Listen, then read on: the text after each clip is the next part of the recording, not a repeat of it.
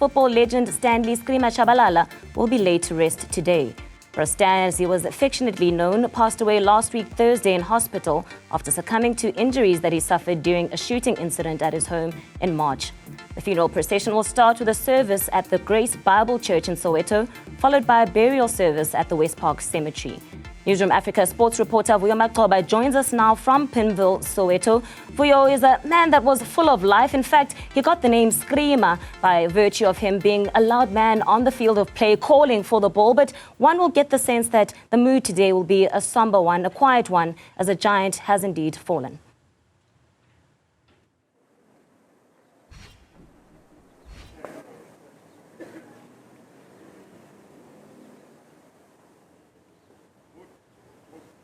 Vuyo, good morning to you, Andy, and to the Newzroom Afrika. Good morning to you and to the Newzroom Afrika viewers. Apologies for those technical glitch there.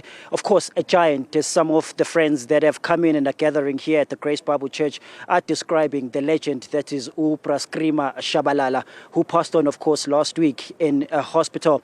A funeral proceeding, of course, is going to be taking place here at the Grace Bible Church with the service. And then we're moving to the Westpark Cemetery, where the legend is going to be laid to rest at his final home. I'm going to ask Thabo Mokoena just to show you now, because with the service about to start at this point, proceedings are already starting. As you can see, the procession is already in place here, with, of course, the bodies about to come into the church. As you can see there, directly masked in yellow, that's Dr. Ivan Khoza, chairman at Orlando Pirates, who were very close with Stan, and of course a very close friend to him, being with Screamer, being a right-hand man to him, with some of the work that he did at Orlando Pirates as an administrator, and of course in assisting with some of the coaches, and even having that sharp eye in assisting, getting some of the players that will do best for Orlando Pirates. So a trusted man, Dr. Ivan Khoza. That's why you'd have a person like them now standing right next to the coffin as it is led into the church. There's going to be a funeral, of course, a service that's taking place here at the Grace Bible Church starting at 9 o'clock.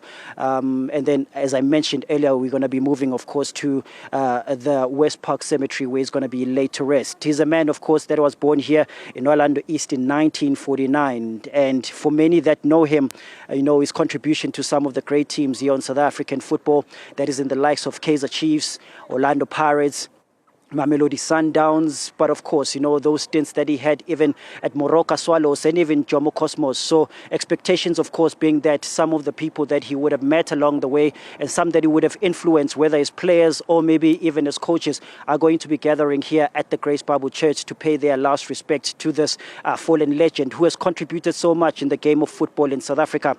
At Mamelodi Sundowns, they know him very well in terms of how football is played in that structure today, with Mamelodi Sundowns being one of the most dominant teams. It started with Stan back in the days. Orlando Pirates, his influence that he had lately as well in making sure that Orlando Pirates eyes the best players. We spoke earlier on as we're coming into the church to the likes of Augusto Palocios, who were coached at Orlando Pirates, and they were just explaining, reminiscing on the times that they spent with Stan, saying that, he needs to be remembered for the passion and the mind that he had for football in South Africa. What a great legend, what a fallen legend that he is in Stan. And of course, the times that he spent at Kaizer Chiefs, everybody knows in the likes of the formation of Kaizer Chiefs back in the days, he was part of that, and of course went on to play in the Kaizer 11 and then Kaizer Chiefs at the time as well. His contribution to those big teams as well, sports minister as well, just walking now in Katie McKenzie, to also from the ministry coming in to also show their final respect to the fallen legend. But as I was mentioning, Andy, in that stage, the biggest contributions that he was making to the big teams here in South Africa, Orlando Pirates, Kaizer Chiefs, and even Moroka Swallows, the small stint that he had with them. Another stint that he had, or we can touch on, is that of Jomo Cosmos. So that's why you'd have the likes of Jomo Sono being here today, because he was there, being the right-hand eye with Ubabu Jomo Sono, and he was the one that, founded the likes of coaches, Pito Musimane, who have gone on to become great coaches in South Africa. So a lot of influence he would have had in South African football, not just on the playing side, but also on the coaching side. And I guess bigger than anything else, when Bafana Bafana or the South African national team got the opportunity to get back on, onto the international stage. He was the one that coached the team back in 1992. And of course, that first game where they played against the indomitable Lions, winning 1-0, that set the precedent for what you went on to see in 1996 with the team winning the Africa Cup of Nations. It would all have been his influence at the time. And I guess even with the teams now, how they play today,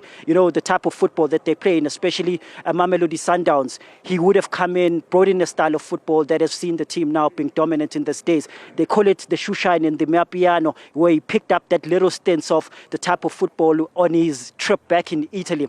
So, and bringing it back to South Africa and putting it on the foundation of domestic football in the country, seeing then the likes of Sundowns become the most dominant teams in the country. And I guess this is the stance why some of these people have gathered here and are making their way to Grace Bible Church today to make sure that they are pay respects. The family has also been just standing behind them as the coffin is about to lead in to the church. I am standing, of course, with some of Stan's friends here next to me, who just give a quick reflection on the times that they spent with Stan. Gentlemen, please join me today.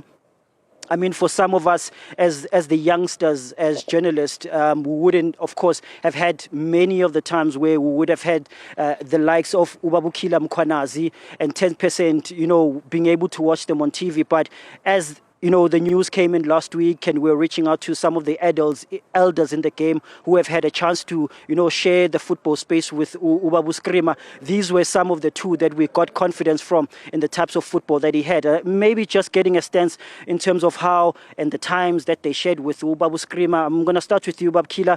I mean, let's start with just when you heard the news last week, Impinchiako getting the news that he has passed. I mean, how did you receive the news? No, when I received the news, I feel so bad because I couldn't take it because the guy was loving us, he was smiling, keeping us when we are playing football. He was encouraging us to play football and doing everything. We were happy. Even in the dressing room, he was making the jokes for us. Everything, whatever we want to do, he was always for us, encouraging us. If we are cross, he was encouraging you to be the player which is the best. You must come to be the best player. Yeah, that's Ubabukila Mkwanazi, who former Orlando Pirates player, of course, just reflecting on the time that he had with Ubabu Screamer Tshabalala. And I think these are some of sort of the conversations that we're going to be having with some of the people that are going to be walking in here to kind of, pay their last respect to the fallen legend. So, as I mentioned earlier on, funeral service is going to be taking place here at the Grace Bible Church here in Soweto in Pimville. And of course, we're going to be moving to the Westpark Cemetery later on, where we'll be laying him to his last place and saying the final goodbyes for many. We will be speaking to some of the legends, some of the journalists who were there at the time. It's back to you in studio. That is going to continue for the rest of the morning. Of course, he is going to be there at the Grace Bible Church following all the proceedings.